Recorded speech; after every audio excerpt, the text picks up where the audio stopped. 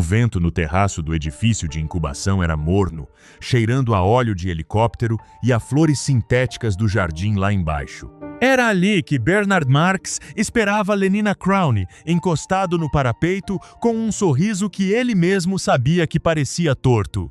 Bernard é daqueles alfas que deveriam ser altos, de ombros largos, donos do mundo, só que não era. Baixinho, magro, com a voz que às vezes falhava no meio da frase, ele carregava essa diferença como uma ferida que nunca fechava. Todo mundo que olhava para ele pensava, algo deu errado. E Bernard, em vez de ignorar, passava a vida remoendo essa ideia. Lenina chegou atrasada, flutuando como sempre fazia. Beta perfeitamente adaptada, ela gostava do trabalho, tomava soma nos fins de semana, trocava de parceiro sem drama e achava que a vida era simplesmente ótima.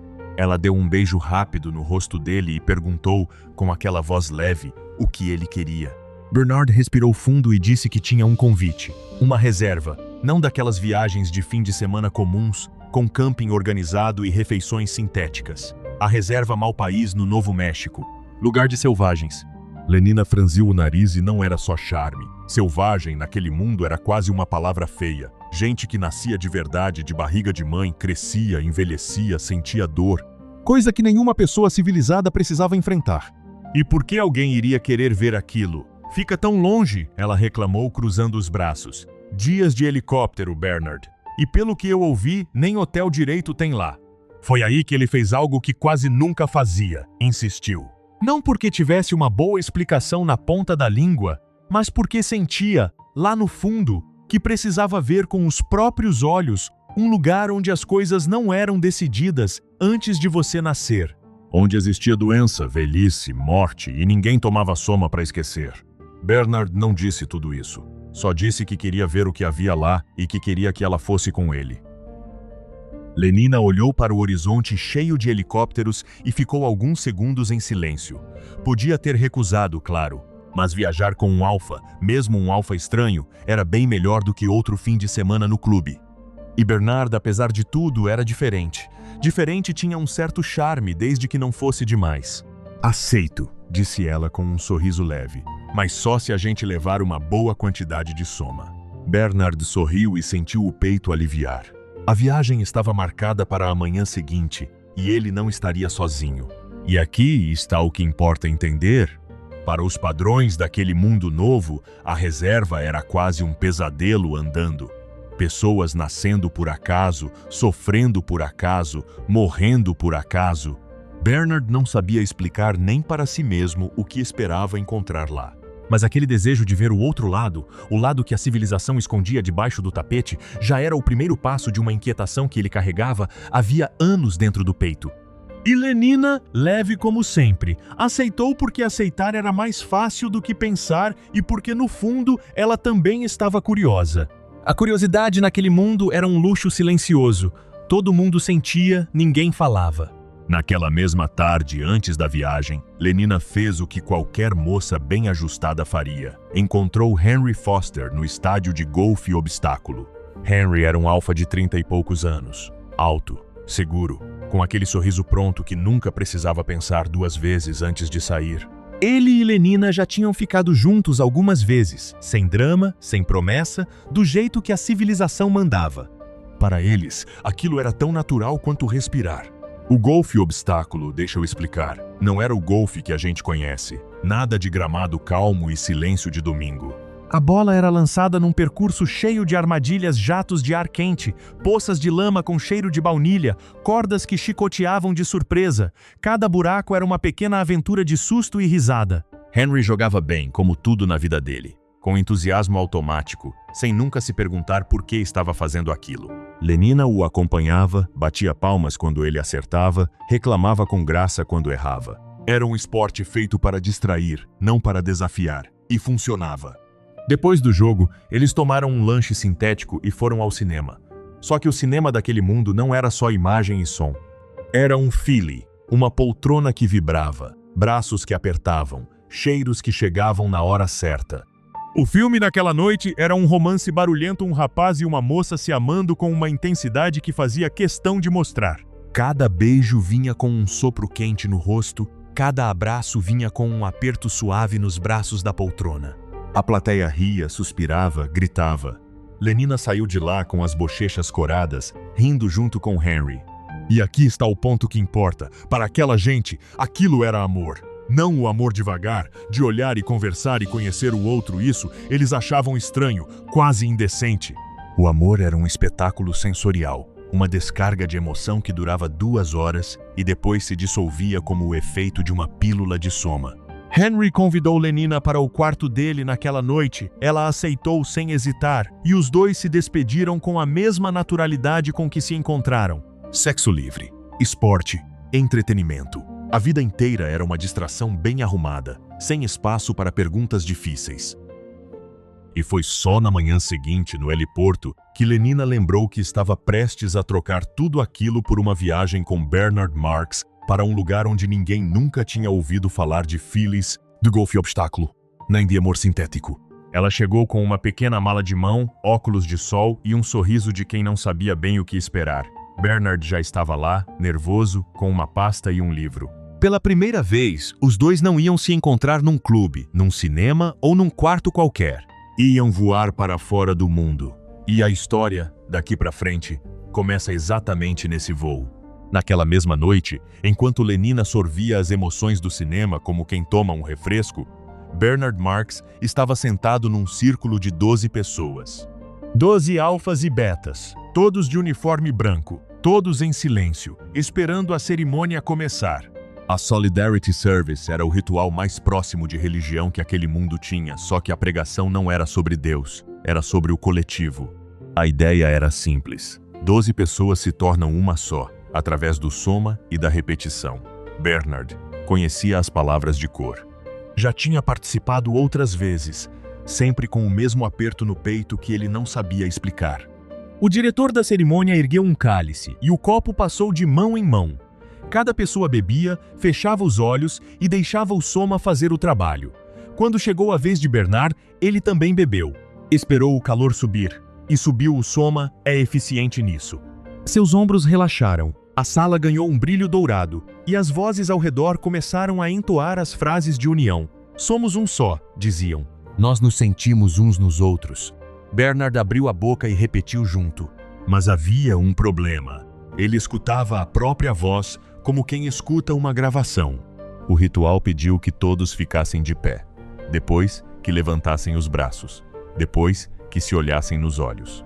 Bernard fez tudo movimentos certos, no tempo certo. E quanto mais perfeita era sua coreografia, mais ele sentia que estava do lado de fora olhando para dentro. Os outros 11 estavam entregues, sorrisos de verdade, lágrimas escorrendo, mãos trêmulas de emoção. Não. Ele via os sorrisos e se perguntava, eles estão sentindo mesmo ou estão sentindo o que o soma manda? Então veio o abraço final. 12 corpos se juntaram num bloco confuso de braços e cabeças, um apoiado no outro, todos cantando a mesma melodia. A melodia era simples, quase infantil, repetida até virar mantra. Bernard sentiu os braços dos outros por cima dele, os corpos quentes se apertando e fez força para se deixar levar. Queria ser um deles, precisava ser. Mas no fundo daquele amontoado, ele continuava de braços meio frouxos, olhos abertos, coração na batida seca de sempre. Quando o abraço se desfez, todos riam, se abraçavam de novo, saíam devagar, felizes. Bernard ficou 1 segundo a mais ali, parado, sentindo o gosto de soma na língua e uma solidão que nenhuma pílula dissolvia. Aquilo, para qualquer pessoa normal daquele mundo, era a experiência mais bonita da semana, sentir-se parte de algo. A tristeza de Bernard não era drama, era o preço de ser diferente. Ele experimentava a comunhão e saía dela ainda mais sozinho, porque não conseguia nem fingir que pertencia. Era essa a grande ironia do mundo feliz. Até a comunhão era fabricada em série. Na manhã seguinte, quando chegou ao heliporto com a pasta e o livro, aquela noite ainda pesava nos ombros. Lenina apareceu com os óculos de sol e o sorriso de sempre, e Bernard pensou, sem dizer nada, que talvez lá fora, do outro lado do oceano, houvesse alguém que também se sentisse assim. Alguém que não sabia sorrir em coro. Ele subiu no helicóptero, ajustou o cinto e deixou Londres ficando pequena lá embaixo. A reserva os esperava um lugar que o mundo civilizado tinha decidido esquecer. E era exatamente para lá que Bernard queria ir. Naquela noite, depois que o abraço se desfez, Bernard não foi direto para o quarto. Engoliu outro soma, é verdade, mas o coração continuou naquele tranco seco. Então fez o que fazia nos dias ruins. Subiu até o apartamento de Helmholtz Watson. Helmholtz era a única pessoa em Londres com quem Bernard podia estar sem fingir, não porque fosse igual a ele, mas porque também carregava um incômodo de outro tipo e com outra origem. Helmholtz abriu a porta sem perguntar nada. Era um alfa maior, ombros largos, rosto de quem cabia inteiro na própria pele, o oposto físico de Bernard, que era baixo, magro e tinha aquela inquietação estampada no corpo. Helmholtz escrevia slogans, os melhores do mundo novo, frases que todos repetiam sem saber quem tinha feito, e odiava isso. Odiava pensar que passava os dias fabricando a felicidade dos outros com palavras. Bernard se jogou na poltrona e contou a noite. O soma, o canto, o abraço em que 12 alfas se apertavam num bloco quente. Contou que saiu da Solidarity mais vazio do que entrou. Helmholtz ouviu até o fim, sem pressa, e então disse: "Você tem azar, Bernard. A máquina fez você diferente, e diferente é a única coisa que não se pode ser aqui." Não era consolo, era constatação, e ainda assim fez bem, porque alguém tinha dito a verdade em voz alta. Helmholtz então confessou que também se sentia sozinho, mas não por ser menor, por ser maior. Ele sentia dentro de si uma reserva de energia que os slogans não gastavam. Queria escrever uma coisa que não fosse útil, que não servisse para vender nada, que simplesmente existisse como uma flor, palavras sobre solidão, sobre vento, sobre o mar lá fora. Só que não sabia como, porque na sua língua nem existiam palavras para o que faltava. Era como querer desenhar um gosto. Bernard olhou para Helmholtz e entendeu que eram duas solidões opostas, uma por defeito, outra por excesso. Helmholtz era completo demais para aquele mundo, Bernard incompleto. Os dois se encaixavam como dois pedaços de um mesmo incômodo que nenhum soma consertava. Era a coisa mais próxima de amor que Bernard conhecia, não o amor padronizado dos filmes, mas a rara sensação de ser entendido sem precisar explicar tudo. Antes de ir, Bernard contou a ideia da viagem. Uma reserva selvagem, do outro lado do oceano, onde pessoas viviam como nos livros de história, sem condicionamento, sem hipnopedia, sem soma. Helmholtz não riu.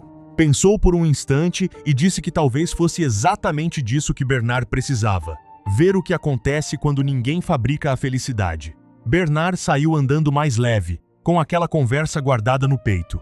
Horas depois, no helicóptero que deixava Londres para trás, a voz de Helmholtz ainda soava dentro dele. Lá embaixo, o mar brilhava, imenso, fechado por uma fileira de montanhas escuras. A reserva aparecia como um pedaço de tempo esquecido, colado num mundo que preferia não lembrar. E Bernard olhava para aquilo com o coração batendo de um jeito novo, não de medo, mas de quem está perto de descobrir alguma coisa. Manhã de viagem, e o heliporto de Londres era uma colmeia organizada de hélices e vozes metálicas. Bernard e Lenina chegaram cedo, levando apenas o essencial ele, com uma pasta fina e o coração apertado. Ela, com um sorriso pronto e um vidrinho de soma no bolso, porque Lenina não ia a lugar nenhum sem a garantia química de que tudo seria agradável. O helicóptero tremia na plataforma quando uma figura conhecida cortou o caminho entre os funcionários. O diretor de incubação e condicionamento. Não era comum o chefe aparecer para despedidas. Bernard, o alfa que queria ser diferente, lembrando a voz de Helmholtz ainda quente na memória, sentiu um arrepio. O diretor olhou para a linha do horizonte, para além do mar, e disse que a reserva Malpaís era um lugar que todo mundo deveria conhecer pelo menos uma vez. Ele falou dos penhascos, do sol que queima a terra, de um rio que corta o deserto.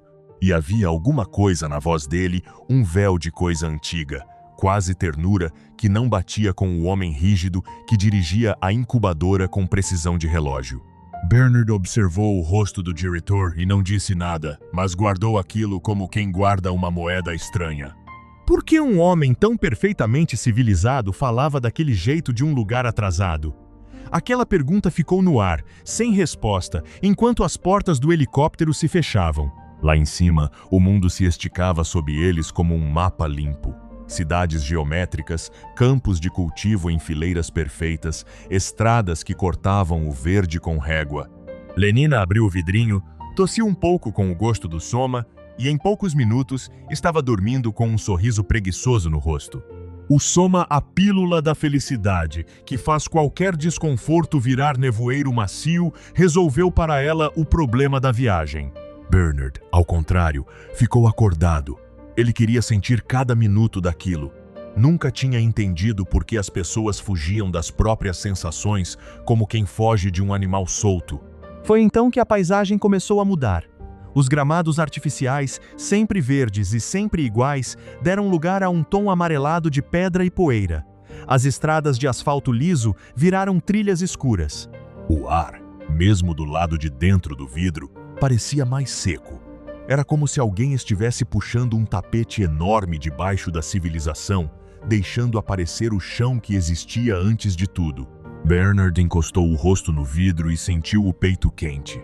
Lá embaixo, a reserva se espalhava como um erro teimoso, montanhas ásperas, rachaduras de rio, uma cerca comprida cortando a terra até onde a vista alcançava.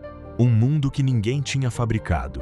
Um mundo que tinha acontecido sozinho. E, pela primeira vez na vida, Bernard não se sentiu pequeno olhando para aquilo. Só sentiu, com uma clareza estranha, que estava indo para o lugar onde a verdade dele podia morar. O helicóptero pousou longe do povoado, não havia pista. Não havia nada que parecesse um aeroporto. Bernard e Lenina caminharam até as primeiras casas sob um sol que pesava. E ali, o mundo deles acabou de vez. As casas eram de barro seco, baixas, com portas pequenas. As ruas eram de terra batida. E havia gente, muita gente, mas nenhuma daquelas pessoas parecia ter saído de um centro de condicionamento. Havia rugas, muitas rugas. Um velho sentado numa pedra, com as mãos tremendo e os olhos quase fechados. Uma mulher com o rosto marcado por cicatrizes. Crianças com crostas nos joelhos, correndo descalças entre montes de lixo. Lenina parou. Ela nunca tinha visto aquilo. Na civilização, as pessoas não envelheciam daquele jeito. Aos 60 anos, ainda pareciam ter 30, e a morte chegava rápida e limpa, numa clínica, com música suave. Velhice pública, doença à vista, sujeira, isso simplesmente não existia. Era como se o chão tivesse aberto e mostrado tudo o que a engenharia social escondia. Ela prendeu o braço no de Bernard e sussurrou que queria voltar. Bernard não queria. Olhava tudo com os olhos acesos. Para ele, o Alfa, que sempre se sentiu deslocado, aquele lugar feio e cru, parecia mais verdadeiro do que qualquer jardim de vidro. Foi então que um tambor começou a bater. Um som seco, insistente, que foi crescendo até tomar conta do terreiro. A multidão se apertou num círculo e Bernard e Lenina foram levados junto, sem escolha. No meio, um rapaz de costas nuas, com os braços amarrados num poste. Ao lado dele, um homem alto segurava um chicote de várias pontas. Um índio mais velho explicou, numa língua que Bernard entendeu aos pedaços. O rapaz estava provando sua coragem. Se aguentasse as chicotadas sem gritar, seria considerado homem. A dor era a prova, e a prova valia mais que qualquer palavra. Lenina prendeu a respiração. O primeiro golpe rasgou o ar. O corpo do rapaz estremeceu, mas ele não gritou. Um risco vermelho apareceu nas costas. O segundo golpe veio, e o terceiro. A moça, que dormia tranquila com soma a 10.000 metros de altura, sentiu o estômago virar. O sangue escorrendo pelas costas do rapaz, o cheiro de suor e terra quente, os olhos da multidão presos naquela dor, tudo aquilo soava como uma língua que ela não sabia falar. Ela balançou, segurou o braço de Bernard com força e por pouco não desmaiou. Bernard a segurou. E ali, com o tambor ainda batendo, ele entendeu algo que nenhum livro de hipnopedia tinha ensinado. Naquele lugar, a dor era um idioma. Um rapaz ganhava respeito sendo machucado, e as pessoas aplaudiam o sofrimento como quem aplaude uma colheita. Não havia soma, não havia anestesia, não havia nada para abafar o mundo. E mesmo chocado, Bernard achou aquilo de um jeito torto mais honesto do que tudo o que conhecia. Lenina desviou o rosto, pálida, respirando em pequenos goles. Quando o ritual terminou e a multidão começou a se dispersar, Ela estava branca, agarrada ao braço dele como uma criança. Queria entender como alguém podia fazer aquilo com outro ser humano. Bernard olhou para o rapaz sendo desamarrado e disse baixo: "Não é maldade, Lenina. É outra forma de acreditar." Ela não respondeu. Ficaram ali, no meio da poeira, enquanto o povoado voltava a circular ao redor deles e Bernard, sem dizer nada, sentiu que ainda não tinha visto o que viera ver. E foi então que uma mulher gorda e envelhecida atravessou a poeira do vilarejo e parou na frente deles. Ela vestia roupas que Lenina nunca tinha visto, panos escuros, amarrados como quem não se importa com a aparência. E quando abriu a boca, saiu um inglês perfeito, com sotaque de quem aprendeu a língua em berçário. "Vocês são do mundo novo, não são?" Lenina arregalou os olhos. Bernard também. Aquela mulher conhecia o idioma deles, sabia o que eram, e isso não fazia sentido nenhum naquele lugar. Ela se chamava Linda, e numa frase explicou quem era. Uma beta que décadas antes tinha ido visitar a reserva num passeio e nunca mais voltou. Uma tempestade, um grupo que se perdeu, e ela ficou para trás sozinha, grávida, sem soma, sem nenhuma das mordomias que uma beta do mundo civilizado tinha direito. E o pior, contou com uma risada amarga. O pai da criança era o diretor de incubação de Londres Central. Um acidente. Ela tinha ido com ele num feriadinho, e o contraceptivo não fez efeito. No mundo de fora, isso era coisa de chocar qualquer um. Aqui, foi só o começo dos seus problemas. Mas ela não estava sozinha naquela poeira toda. Ao lado dela, um rapaz de quase 20 anos, alto e magro, olhava para Bernard e Lenina como quem olha para um sonho. Era John, o filho dela. O selvagem, como o vilarejo o chamava. E na mão dele, apertado contra o peito como um tesouro, um livro grosso e surrado. Quando Bernard perguntou o que era, o rapaz respondeu com um orgulho tímido: "Shakespeare. Minha mãe me deu." Ele não sabia quase nada do mundo que ela deixou para trás, uma vida inteira de histórias pela metade, contadas por uma mulher que sentia falta de casa. Mas sabia de cor e salteado aquelas páginas, as palavras que falavam de amor, de ódio, de tragédia e de grandeza, coisas que no mundo novo ninguém mais lia. E o mais estranho, John olhava para Lenina e Bernard como se eles fossem as pessoas mais especiais do planeta. Não por serem importantes, ele nem sabia o que isso significava, mas porque eles eram a prova de que o mundo da mãe existia de verdade. Num inglês cheio de frases que pareciam tiradas de outro século, ele disse que queria conhecer aquilo tudo: os carros que andam sem cavalo, os prédios altos, um lugar onde não se morre de dor e de doença.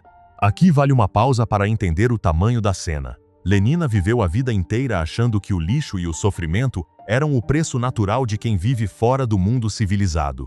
E descobriu que o contrário também era verdade. Existe gente que olha para o mundinho dela e vê uma promessa. John não sabia o que era um avião, um elevador, uma pílula de soma, mas sabia, com uma certeza absoluta, que o lugar de onde Lenina e Bernard vieram era melhor que aquele, e queria ir para lá. Bernard, que passou a vida inteira se sentindo deslocado, de repente se viu olhado com admiração. Pela primeira vez, alguém queria ser ele. A tarde caía sobre o vilarejo quando Linda sorriu para Lenina, um sorriso triste e largo, e disse que a moça era linda. Lenina, sem saber o que responder, deu um sorriso educado e sentiu um frio na barriga. Porque a mulher na frente dela tinha sido criada como ela, tinha crescido com as mesmas frases de hipnopedia e agora estava ali, velha, cansada, com dentes manchados e sem nenhum direito do mundo de que ela nunca mais ouviu falar. No fim das contas, essa é a parte mais curiosa. No admirável mundo novo, não é o selvagem que parece exótico, é o civilizado. E John, o rapaz que nunca viu um elevador, conseguiu enxergar isso numa única frase. A história ainda vai render muito, mas isso fica para a próxima parte.